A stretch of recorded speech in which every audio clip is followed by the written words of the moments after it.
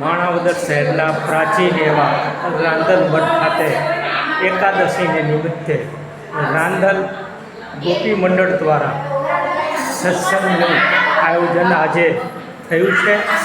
આ એકાદશીમાં આપણે માતાઓ બહેનો જોડાયા છે। આવો એ સત્સંગ માણીએ।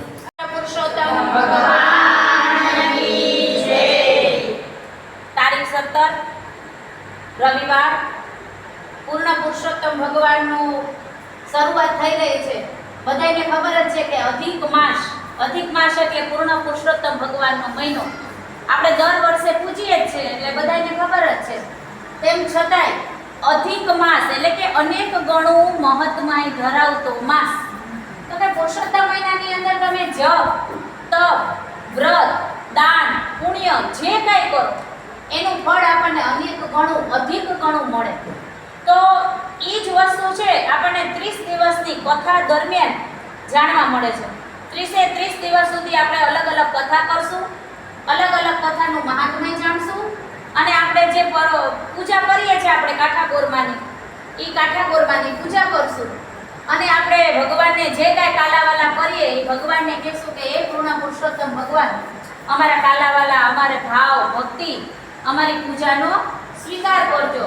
તો હે પૂર્ણ પુરુષોત્તમ ભગવાન, આજથી અમે જે કાંઈ પૂજા તમારી ચાલુ કરીએ છીએ એ પૂજાનો અમારો સ્વીકાર કરજો।